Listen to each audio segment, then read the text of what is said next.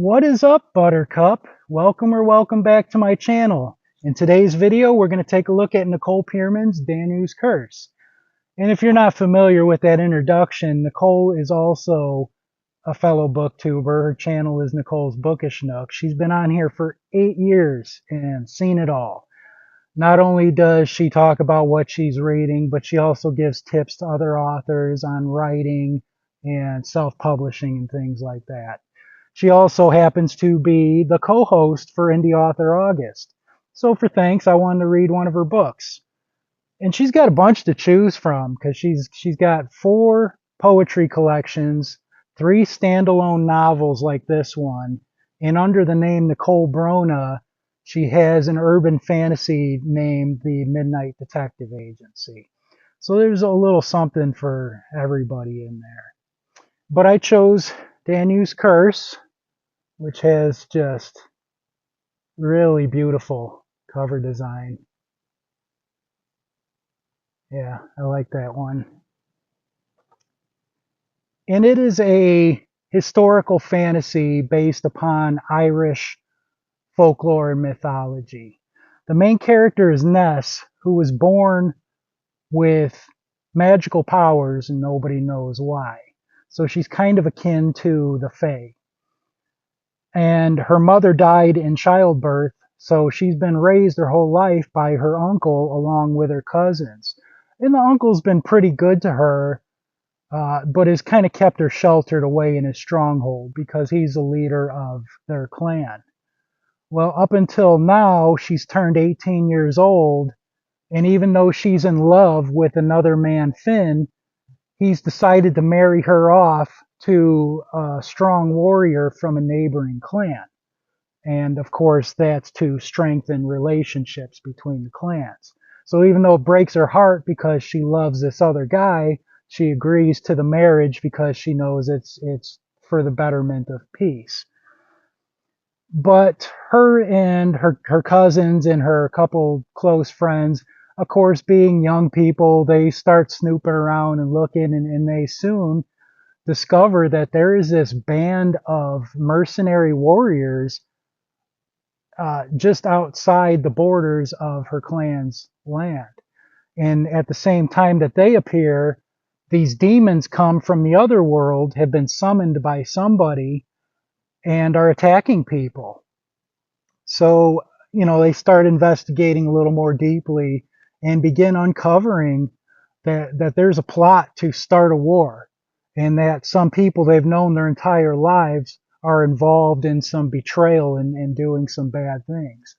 So we follow this group of companions as they're trying to do whatever they can to try to figure out and stop this war before thousands of people get killed.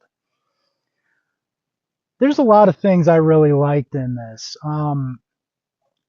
One is how true she stayed to classic Irish tales.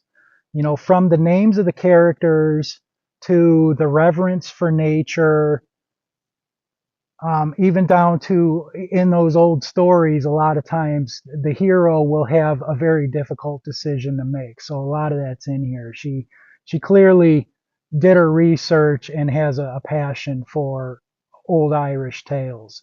So even though Nicole writes in a modern voice, it still felt like a classic Irish tale. And I really like that about it. When you watch her videos, you can see that she understands what makes good writing. But after reading this, it became very clear that it's not just a surface level understanding she's got. She really understands the nuts and bolts of what just makes a good story. Like, this isn't just going to be a good read in the modern day in the 2020s. 100 years from now, this will still be a good story. I feel like a lot of 21st century authors seem to try to be edgy, and they're trying to play on whatever's trendy at the time to grab attention, and trying to write things in hopes it'll get adapted to television. But in this, I felt like Nicole really stuck to just a solid meat and potatoes story. it wasn't simplistic by any means. It was just simple in how it was told, just a good, clean story. And I really appreciate that. It felt fresh to read that. Like as I was reading through it, I kept thinking to myself, if another modern day fantasy author were to have a hold of this story, they would have switched from Ness's point of view to this other person's while this is going on to this other one to this other one, like a soap opera sort of thing going on.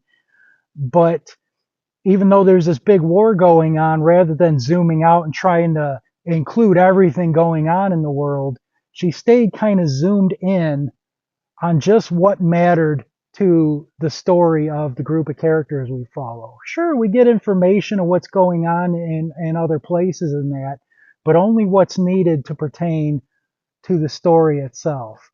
So yeah, like I said, just where a lot of other modern authors would have turned this into a 700-page overly bloated mess, um, she, she kept it really precise and clean. Just a good story. I liked it.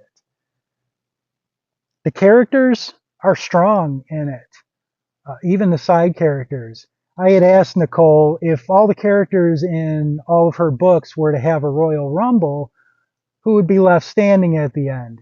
And she said that she would choose Ness. So yeah, that's the kind of strong characters I like in a book.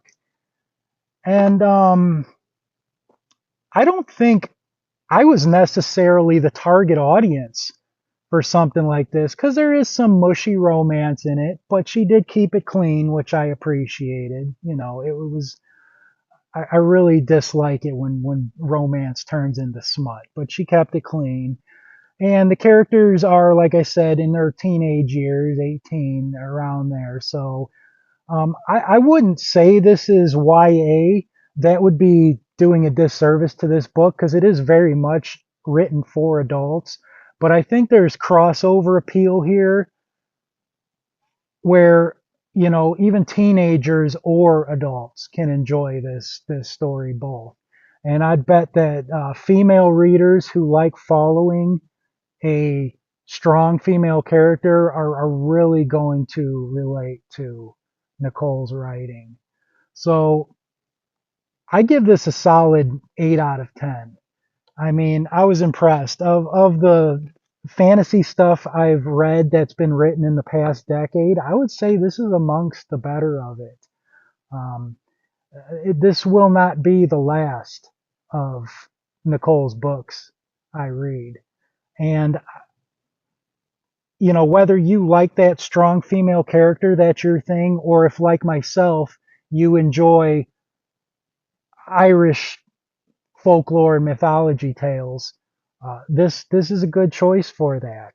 And just a side note, so much of Western fantasy is based upon the old Celtic stories and specifically Irish stories. So you don't need to have a background in that to enjoy this story. It'll still be good without it. But if you do have a little background, I think you get like a little more appreciation for stories like this and so many others. I mean, when I look at the pantheon of gods, goddesses, and fey creatures, the Tuatha, the Danann, um, you see stuff like that in so many other, like John Gwynn's Faithful in the Fallen series, and even in Wheel of Time, stuff like that. So yeah, check out the Irish and in larger scale Celtic writings if you want some more background on what influenced modern day fantasy.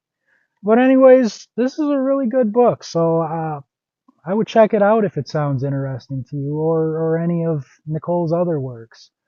So I will see you magic wielding heroines at our next Royal Rumble.